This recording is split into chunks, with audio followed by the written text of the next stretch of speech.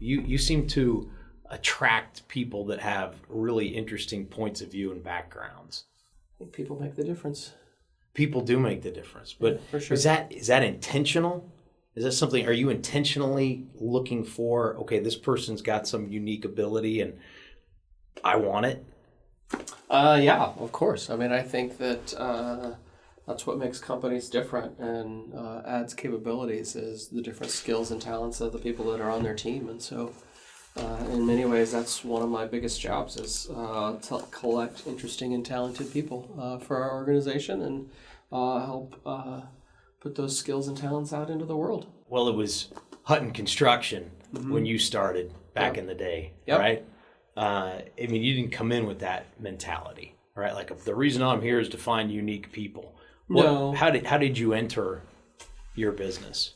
Well, of course, I joined a family business that was a construction business. I grew up on job sites, and that's what I knew. Through the course of running that organization for a couple of years, I recognized that the skills and talents that I had were not the same as the skills and talents that my dad had. And because of that, while we were quite successful, I was pretty unhappy because I was trying to do things like he did, not like I should. And so I had to have some hard lessons learned for myself.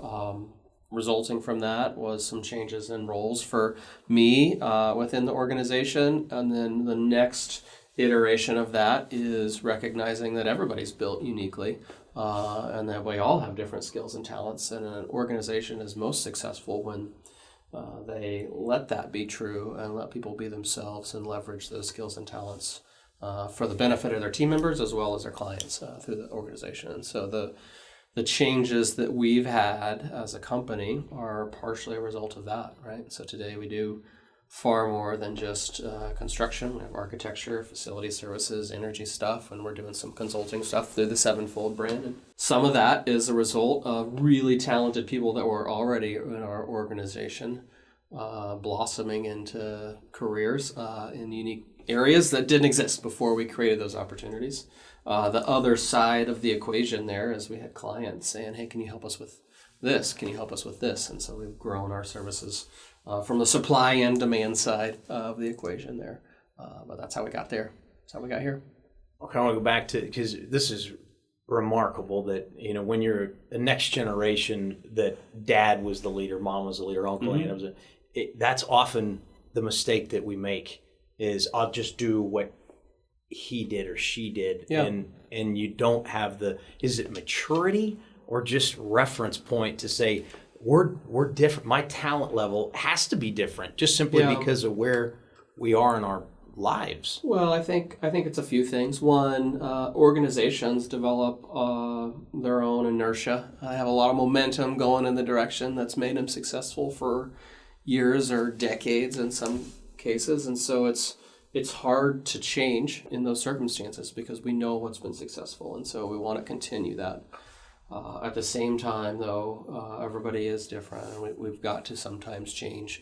The markets that we serve change, the customers' needs change, and so we've got to be open to that. I think the bigger issue, and the reason that a lot of organizations don't change is because next generation leaders or leaders 2 or 3 levels down inside of organizations don't feel permission to change. One of the great gifts that my dad gave me in our succession was that permission to see opportunities for the company to shift and serve new needs, to make things in my own vision and support me through that. And so I'd give a lot of credit to him and his leadership through that, which I think is rare. Did you have the moment where you just said, Dad, I can't do this? Yeah, it was about 3 o'clock in the morning, about 3 years actually after I had taken over, and I sat in my office on Southwest Street at the time, and I wrote my dad an email and said, here's everything that's going great, and here's a bunch of stuff that's going wrong, and here's why I can't continue like it is, like I'm killing myself trying to do this, and here's kind of what I want to change. That was a low point for me in life because it was the most unhappy that I've ever been on the inside, but on the outside, it was the most successful that I had ever been as well. Like from the street, it looked like the family was perfect and the business was perfect and all of this. And in many ways, in the ways we measure success in our world, it was. But in the parts of my story below the surface just a little bit, it wasn't great. And so had to have a tough moment. But it was from that moment that what our business is today blossomed. It was from that moment that who I am today in terms of leadership and what I believe and how I go about what I want to do in the world came from. And so it was a horrible day, but a great day too. It makes me think of what you can be, you must be. Yeah. And I think, let's go back to from the exterior, from everybody else's perspective, it looks like it's just wonderful. It's successful. Everything's great. But internally, you're dying. Yeah. Is that a fair depiction? Yeah. So then you have to disrupt that. Because a lot of us would say, and a lot of people, this is just human nature, I think, would say, just swallow your whatever and grind it out, show up the next day and just kind of get along. Mm-hmm. And what principles drove you to say, no, I have to write this email and I have to take action on it? Yeah. I think as long as things are tenable or fine, we persevere. I think that's true for most people. But true change happens when things are not tenable or we just feel like we can't go further. And so that's where I was at that point. Like changing became less scary than staying the same. And so I think that's a different circumstance for everybody. But that's where I found myself. Kind of like the rock bottom. Yeah. Right. I mean it's like you hear this story over and over in people's lives or even in communities' lives. You hear about Oklahoma City talk about the rebirth that they had when they lost some major industries that had been part of their fabric. And it was like a wake-up call for that community. Since that point, they've done some tremendous things. And I think we see that in people's lives too. That's what I had in mind. Well, one thing that whenever I think of Ben Hutton, I think of be bold. Yeah, this. You say it, and then you follow it up with doing it. Yeah, and hey, the example is there's Hutton companies, and you're in so many different industries, because you can help. So that's where you are. And again, from the street, everything's looking great. Yeah, how is it internally? Great, actually. One of the things that I think is unique about me is I'm not afraid of failing, which gives me permission to go and try a lot of things. And a lot of them, gratefully, have worked. It's been a wonderful journey. Not all of them have. But even inside of some of those failures, I've been able to find a lot of joy in learning or striving with friends and my coworkers to do good things in our community or inside of our company. And so I think things are actually really great right now. So the lessons come from the failure. Yeah, Do the lessons come from the success or more from the failure? I think they're both. I wouldn't pick one or the other. The successes are certainly more fun. So we'll try and have those. If I'm going to fail, though, I do want to fail fast and hard and get it over with. Right. Do you have an example of where you failed and had fun? Through the years, we've had a few different things we've tried inside of our company. I have this idea. I call it $50,000 experiments. And for different companies, that's a different number. Sure. Like for some, it might be $200 experiments, and for mega companies, it's $1 million experiments. But the idea is that every year we should be trying one or two things that we have this crazy thought around. We're not sure it's going to work, but if it worked, it'd be game-changing for us. And we want to scale that experiment in a way where it's meaningful enough, we'll try it, but not meaningful in terms of if it fails, it's okay. Like it's not going to risk the company. It's not going to risk who we are. Nobody's getting fired. Right. We're not going to look back from it even a year later and think, man, we really screwed up. It's a true experiment. Giving them permission. Yeah, exactly. And so we do those frequently. Once or twice a year, we'll try something. We had one probably 15 years ago now, 10 years ago now, where I said, I think we should have a person on our team that all they do is help us create videos, like storytelling for our clients, for internally. Yeah, all right. It's a great thing. Yeah.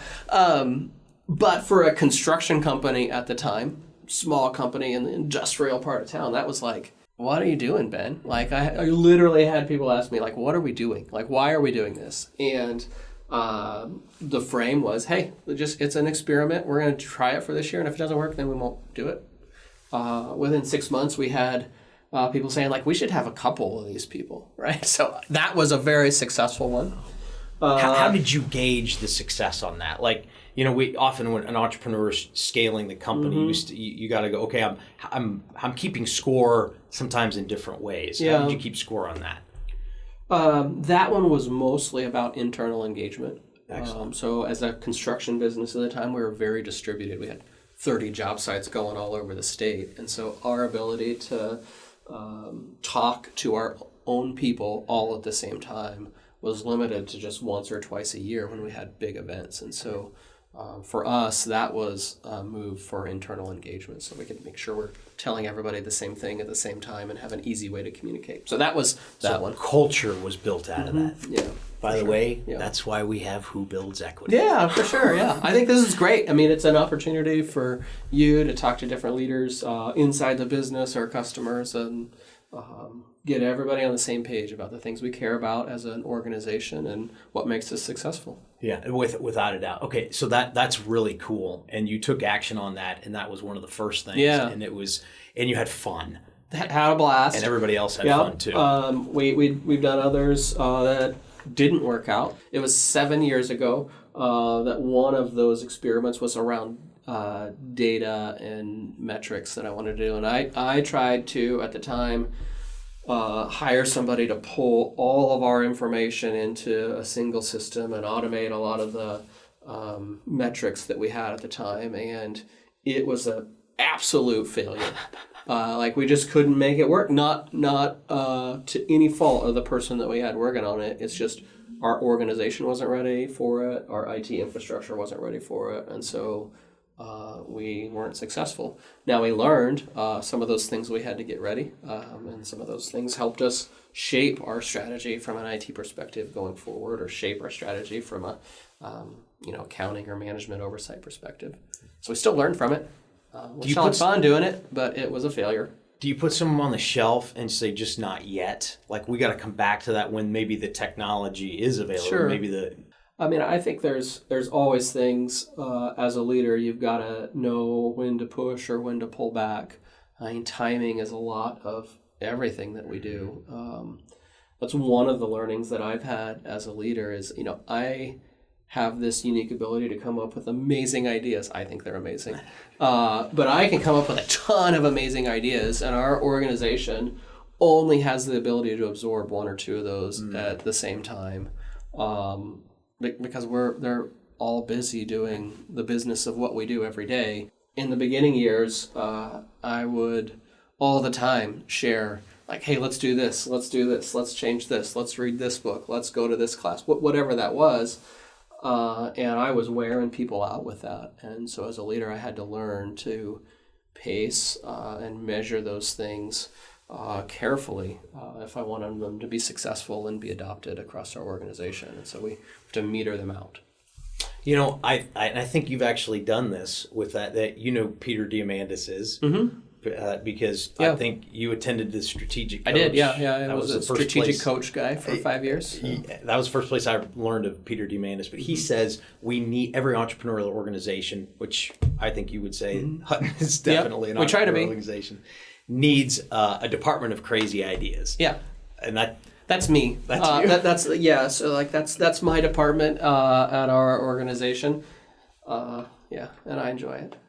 Do you have an internal board so there's lots of ways that everybody gets to learn, right? And do you put people in a room and say, here's one of my crazy ideas? How do you test it? Where's the beta? Yeah, I mean, so I have a leadership team that I meet with frequently, and that's my test group for most things. Sometimes I'll have individual conversations, but more recently, my tact has been to throw out my crazy ideas to that group with the caveat that this isn't a fully thought through idea, and I don't want them to go implement anything. This is just an idea. Tell me what you think.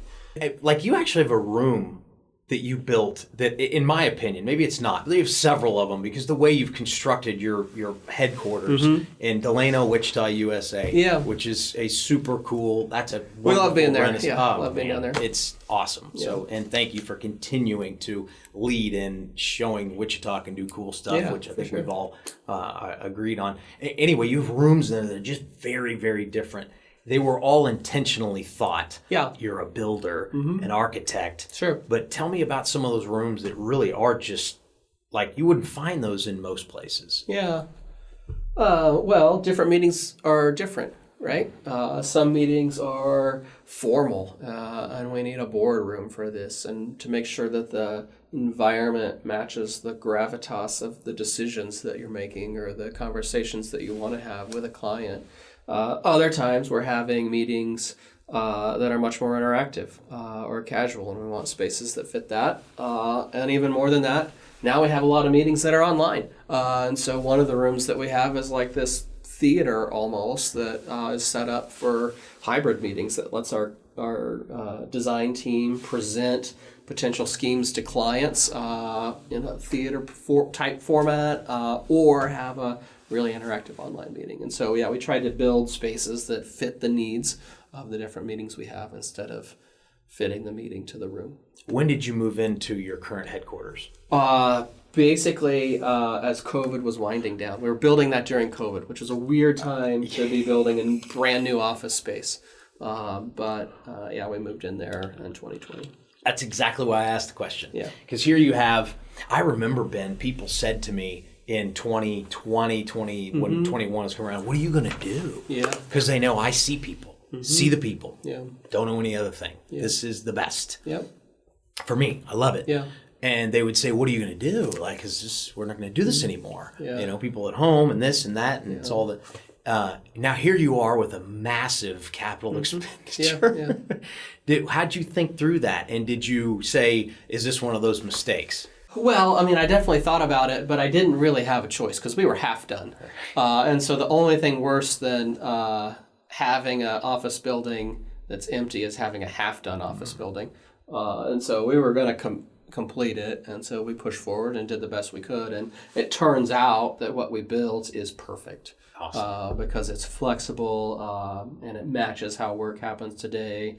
It also matches what office construction looks like today. It's more of a hospitality environment than a productivity environment. And so we're excited about that, and it's been fun to share that with the community.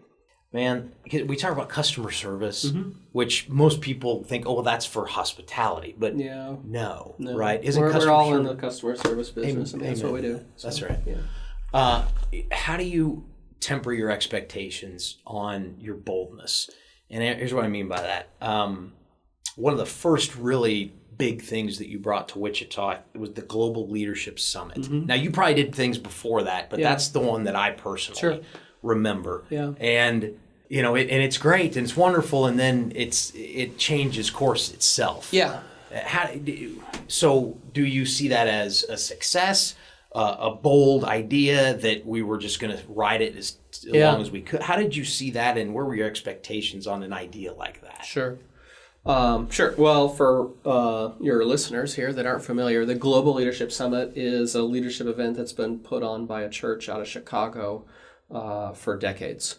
And this is an event that's simulcast to hundreds of locations across North America and then translated into like 60 or 70 different languages and sent all over the world throughout this next year. And so it's a huge thing. Like 200,000 people watch live every year in the simulcast. And for a few years, I went to watch the Global Leadership Summit myself at the church that I attended at the time on the West Side, Pathway Church. And it was in one of those years that during one of the breaks, the Leadership Summit folks highlighted Fort Wayne, Indiana, where somebody had said, hey, let's move this out of the church and put it in our convention center downtown and make this more of a community thing. And I said, That sounds cool. Like, why aren't we doing that here in Wichita? It's really great content. We got like Jim Collins and Patrick Lencioni teaching us next to some really great pastors teaching. And so it's like, it's applicable to just about everybody I can think of that's a leader. Why would we not try and share that with more people in our community? And so we did do it. And so I'm grateful to the church. I went to them and said, hey, like, I want to do this. Will you let me move it out of the church? It's been here for 20 years or something. And they said, yeah, let's do it. So we did it together, and we moved it into Intrust Bank Arena downtown, and actually Century 2 that first year, arena later. And I went from, a few hundred people coming to almost 2,000 at its peak, which was really great. The difference between the first year in Century 2 and Intrust Bank was monumental. Yeah, no, it was like a rock concert. Yeah, it was cool. I mean, it's a great experience. It's something that still happens today. We still support it. I have backed off from leading it myself because one of the things I believe is that for organizations to be truly successful, they have to live beyond just a singular leader. I want to not be the most important person inside my company, and I didn't want to be the most important person at Lead Wichita, the group that puts that on. And so I've stepped back from kind of the board leadership piece, but still so excited about what they're doing. And they've taken that and they're leveraging into some more community work and creating some community dashboards with Stand Together and other organizations. It's really amazing work what's come out of that. Excellent. So I think that's why I wanted you to share how that's gone on, because I think a lot of people identify it with you and with anything probably, like, oh, the leader's now gone, that the organization must not be living on. And that isn't leadership at all. No. To your point. No, I don't think it is. I mean, I think it's actually a testament to great leaders when they leave and things go better. Because they have built a leadership team behind them. One of the first business books I ever read was written by this guy named Jack Welch, who led GE for years. And he wrote this book called Jack Straight from the Gut. And when I was in college, it came out. And so I read that, and I got this amazing picture of what Jack said leadership was. And if you look back at his tenure during GE, it was amazing. It was amazing. It went from $1 billion in value to $400 billion in value, or something like this. I mean, those are not the numbers, but that order of magnitude. But when Jack left, it fell apart. And so I think in the end, Jack failed as a leader because his legacy was himself and not an organization that had a life beyond him. Lee Iacocca also fits that model. Yeah, no, he does, right? Chrysler was an amazing turnaround, but where's Chrysler today? So that's interesting. This means ego has to go over here when you're the leader, right? And in both the examples that we just came up with, those were pretty maniacally egotistical folks, which, whatever. And they both did extraordinary things. But it was like their rock star mentality became, as opposed to the fundamentals of the business. And I think those are not totally mutually exclusive. I mean, because you can point out other examples where it is the case that somebody had a tremendously large personality and the organization continued to grow after. Steve Jobs is a great example of that. I mean, Tim Cook, when he took over Apple, everybody's like, who's this guy? But if you look at Apple, I mean, they've created far more value in Tim Cook's tenure than in Steve Jobs. But Steve was the one that had to be there to take it to where he handed it to Tim. But because he was the visionary. He was the visionary, for sure. And it was hard. Tim was an operator. Yeah. So it's different skills at different times. That's right. I don't think having a big personality is necessarily a bad thing. But if it gets in the way of recognizing and building the skills and talents of your team, then it is. Which that was the complaint about Lee Iacocca. Right. From, I think his name's Steve Miller. That was his CFO. Okay, yeah. By the way, that's a book you should read. I'll send it to you. I love it. Because it starts out with him dealing with his wife dying. You're like, this is like, I don't want to move on. Yeah. And it's an amazing book. But in that book, he actually talks about another principle-centered leader, that the organization needs to be because of the principles, not because of the leader. Yeah. And he actually references in that something that he did as he went around. He was called the Turnaround Kid. I think that's actually the name of the book. Okay. But he said the most amazing. I went to this place in Wichita, Kansas, and Koch Industries, and I ate in the cafeteria. Now, these are people that Fortune 500 companies that you ate at the top level in the executive dining room. Yeah, it's in the basement over there. Well, but that is the antithesis of leadership, right? Saying, oh no, we're up here and you're down there, right?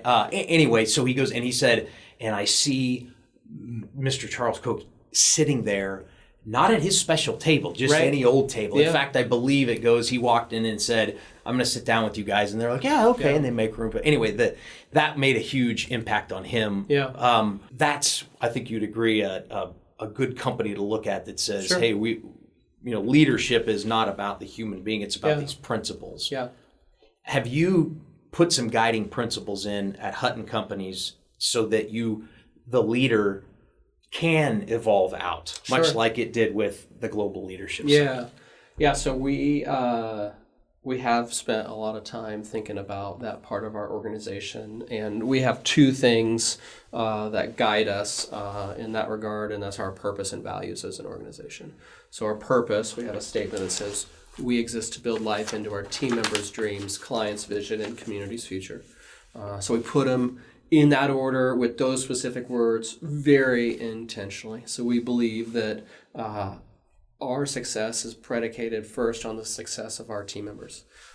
When we can help them do the things that they want to do in life, whether that's build a house, send their kids to college for the first time, further their own education, whatever those dreams are, we want to be a facilitator of those. Because when they feel successful in life is when they can do their best work. And that's really why they're there. Like, our people love to build buildings, but they could do that a lot of ways in a lot of places. We think they're with us because we're the best place for them to have success in all of their life. So we focus on that first. Our clients, they have these visions. They show up at our door, or we show up in their conference room, and they have a vision for what they want their organization to be or what they need their facility to do to help them with their organization's vision. And it's our job to help translate that to reality. We do have a certain set of unique skills that our clients don't have. And so we find a lot of joy in helping them achieve those visions and bringing them to life. And then when we do that really well, we get to impact in a positive way the future of the communities that we work and live in. So we do that with the skills and talents that we have to build stuff, but we also do it with our time and treasure and people out in the communities making good things happen.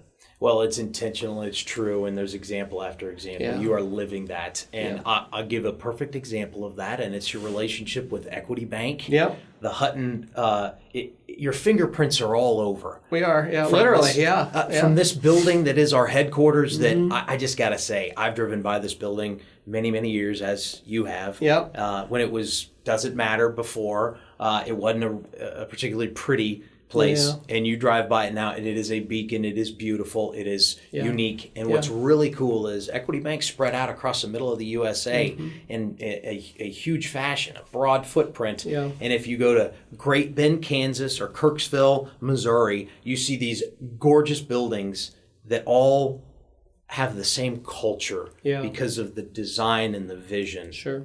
And you guys built those. Yeah, well, we're working on it. We got a few left to do, but we are grateful for those. We're grateful for those opportunities, and we're grateful to use the skills we have to create these buildings that do play a role in helping tell the story of equity and helping everybody feel like they're part of a whole. It's really rewarding for our team members to get that opportunity to do that, and so we're really grateful. Well, Ben Hutton, I want to talk to you for a long time like this, man. So I'm incredibly grateful that you'd talk to us on Who Builds Equity. Sure, yeah. Thanks. You do. Yes. You build equity. You build that. We build equity. Yeah. Thanks for being on, and I appreciate all you do. Sure. And your continued leadership. Yep, great. See you soon, my friend. Glad to do it. Thanks.